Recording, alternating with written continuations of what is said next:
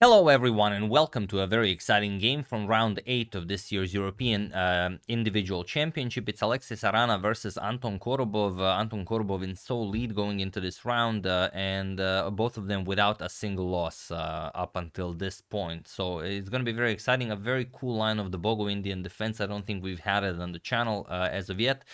So let's see this incredible fight. We have pawn to d4 by Alexey and knight to f6 by Anton. c4, e6, knight to f3 and bishop to b4. This is the Bogo-Indian defense. We have bishop to d2 and now pawn to c5. There are other replies, of course, but this is a very well-known line. Bishop captures and now c captures on b4. Black already has a doubled b pawn and now g3 is the main move here. But here we have e3 by Alexey, b6, bishop to d3 and now bishop to b7. We have knight b to d2 and now we have castles kingside by both players. So castles, pawn to a5 and now there is a game that reached this exact same position where a3 was played between Olga Giria and Daria Voit. It was actually played in the 9th edition of the Blondes versus Brunettes tournament that was organized in Russia. And I've actually seen this event. They actually have a tournament where they have brunettes playing against the blondes. And not only that, it seems to be a very successful event, as this was in the 9th edition of that. But okay, here we have, instead of a3, we have rook to e1. And it is now, as of move 10, that we have a completely new game. We have pawn to d6, pawn to e4, and now knight to c6. Just nicely continuing development. Knight to f1. The knight is being remaneuvered to e3. Pawn to e5, inviting d5, but just a nice bishop to c2, so the d4 pawn is nicely protected. So rook to c2, rook to c1, and now pawn to g6. We have bishop to a4. Seems to be an odd move because the bishop looks really nice on this diagonal, and it doesn't appear to be doing all that much here, but it actually comes with a very strong idea. Now black has a problem. If black captures, for example, knight captures on d4, then after you capture with the knight, pawn captures, white will play f3, solidify the position, and next move capture on d4. And if you go for e captures on d4, which definitely is possible, then the idea was to just eliminate the knight. And after bishop captures, you're going to play queen captures on d4 and have a beautifully positioned queen here. This is a backwards d6 pawn. You're going to attack it, and it can be played by both sides, but nothing wrong with this for white. However, here we have queen to e7, and now it becomes much more interesting. Knight to e3. Here, Alexey sacrifices a pawn for an attack that seems to be much stronger than Anton would anticipate. Knight captures on d4, knight captures on d4, e captures, queen captures, and now knight captures on e4. So grabbing that pawn, opening up this diagonal, seems to be a bit too much to give black. But what was Alexey's idea? Knight to g4. This was the idea. Now if you play a weird move, let's say play something like rook to d8 or something, you just receive knight to h6 checkmate. So this is the threat, just mate in one. So here queen to g5, stopping that and attacking the knight, and now bishop to d7, also one of the moves that are possible by remaneuvering the bishop to this diagonal. And again, it seems like a bit of an overkill, maybe. Rook to d8, and how do you, if rook c to d8, how do you survive this as white? It seems that your bishop is attacked. You can't really move the bishop anywhere. If you move it all the way back, then the knight hangs. The idea was this: pawn to h4, and after queen captures, now pawn to g3, and there doesn't seem to be a move here for black. You have to play something like knight to d2. Even it seems like white is lost here, but there's just no move for you to make. You can play knight to d2 to try and trade queens. For example, knight to f3 check would win over the white queen, but now just knight to f6 with check, and there's nothing that you can try. Queen captures on h4 is coming next.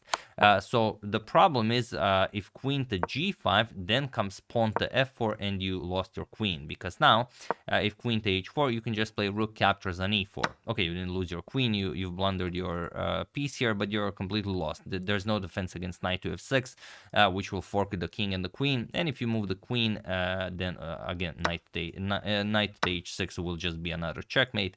So there's really nothing you can You can even try here. So that's why after bishop to d7, rook to c5 was played, and now we have rook c to d1, pawn to h5 chasing away the knight, and now rook captures on e4. H captures on g4 first. You of course cannot go after the rook. The knight to f6 check becomes possible. So H captures on g4, rook captures on g4, and now queen to e5, offering a queen trade. And here we get this very, very exciting endgame. Queen captures, rook captures, and now rook to d8. And here rook g to d4. Even though it's possible to play rook captures on g6, it's very hard to calculate all the way if it's winning. The problem is, let's say you go for rook captures, f captures, and now, of course, bishop to e6 check. You have to win back material. King to f8. Now rook captures with check, and now king to e7. If you go king to g7, then just rook to d7. So you have to go here. But now again you force a trade. Rook to d7 check. King captures. Rook captures, and now let's say rook captures on c4. Rook captures on b6 with check. King f7 defends the pawn. g3 stopping checkmate, and now rook to c1 check. King to g2, and there's rook to a1, where black will win back some material. For example, a3, b captures, pawn captures, rook captures, and you will get this endgame: 3 pawns against 2 pawns. So white has 3-1 on the king side, black has 1-0 on the queen side. Whether this is winning by force, I have no idea. Probably it's possible to win this with perfect play. But Alexey decided that he wanted to try a different approach. Rook g to d4, and this is what he comes up with. So king to f8, and now bishop to b5. He offers a rook trade, and then he will start collecting. So rook captures on d6, rook captures, now comes bishop to e4. You have to move the bishop. If you just bring the king into the game, then rook d7 check wins the bishop. So bishop to e4, and also you want to undermine those queenside pawns. Rook captures on b6. We have bishop to d3, now going after the c4 pawn. Rook to b8 check, king to e7, and now pawn to b3, defending the pawn. And now, of course, bishop to b1, going after this a2 pawn. Bishop to a4, and now we have rook to e5, going after checkmate. So pawn to f4 attacks the rook, rook to e1 check, king to f2, rook to c1, and now rook to e8 with check. King goes to d6. We have rook to e1 now. Rook to e1, offering a rook trade, and now rook to c2 check. Black, of course, does not want to trade material as he is down material. Rook to e2 with check. We have rook to c3, and now just rook to d2 with check. We have king to c5. And bishop to e8, going after the f7 pawn. Luckily, your bishop is also defending here, so just pawn to f6, and now rook to d5 with check. King to b6, and now rook to d6 with check. King to c5, and now rook to d5 with check. We have king to b6, and now just going back with rook to d2. You don't want to allow any... if you allow bishop captures on a2, then you just allow black a bit too much. Then a4 will just force create a pass pawn. So here we have king back to c5, and now pawn to h4. Sarana decides that it's time to create a second weakness, and then he will be able to exploit his advantage. And here we have bishop to e4 by Anton, and we reach this position where white is better, of course, but there is one move that is particularly beautiful. I think this is my favorite move of the game. So feel free to pause the video and try to find the absolute strongest move for white while I give you a couple of seconds. So for those of you who were able to do it, congratulations on always being a true master of the endgame. And for those of you who just want to enjoy the show, it is pawn to f5. So congratulations if you've spotted that. This force creates a passed h pawn or you know a passed g pawn, whatever you want, and there's really nothing that Anton can do to survive this. The problem is if you capture with the bishop, then just h5, and again you get a passed g pawn, and the rook will not be able to come to the g file to help defend against promotion. And of course, if you go for captures, then rook to d5 check, you've hung the bishop on f5. So instead, after f5, g captures on f5 was played right away, but now pawn to h5. we have pawn to a4, trying some counterplay on the queen side, but just bishop captures on a4. We have pawn to f4 now, trying to get the rook over to g3 to capture on g2 maybe, but just rook to e2. Goes after the bishop. Bishop captures on g2. Nice little maneuver there, but of course you're not gonna capture with the king. If you capture, then f3 check, and black is back in the game.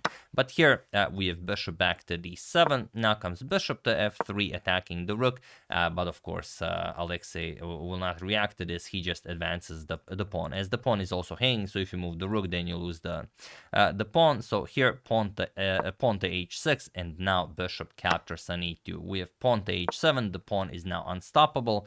Rook to c2, threatening a discovery here, but it doesn't matter. Just h8 queen, and the position is now, of course, completely winning. Bishop to g4 check, king to e1. You will have to give up the bishop on d7, rook to c1 check. Now, as the pawn and bishop are controlling these four squares, of course, you cannot go to the king side because the black rook will just continue checking you. So you have to go to d2, rook to d1 check, king to c2, and rook captures on d7. And it seems okay, black has a bishop and the rook and the passed pawn. Maybe he can counter the white queen. The problem is queen captures on f6, and the king is wide in the open. There's just no defending everything. Let's say this is a threat. Now you're going to lose your bishop. So bishop to d1 check was played, but now king to c1, and it was in this position on move 57 that Anton Korobov resigned the game. And what a spectacular victory for Alexey Sarana, who deals Anton Korobov his first loss after being undefeated for 7 rounds, and takes the lead in the European Individual Championship 2023. So here, what can you play here? There is really a hard position. You could play pawn to f3, but there's never any hope of actually advancing that pawn. The rook can't really move, it has to defend the bishop. The bishop has to stay here defending the pawn. The pawn cannot advance as that square is covered, and it's just very easy to win this. At some point you will win the b4 pawn, or you're just gonna play a3, push b4. So there are many ways to win this, and of course Anton knows this. So yeah, here on move 57 he resigned, and a wonderful victory for Alexey Sarana. As round 9 already started, some wonderful games are being played there. If you have any of your favorites, do use hashtag suggestion and I will look into it. So yeah, that's the game. Hope you enjoyed it. I would like to thank Lobo, Ravishing Reptiles YouTube, Gel Wildiers, Ryan Kavanaugh, and Rob Boshov for a contribution to my channel. Thank you a lot. I really appreciate it. As usual, you can check 2 of my previous videos here. Thank you for watching, and I will see you soon, continuing the coverage of this wonderful event and whatever else happens in the chess world.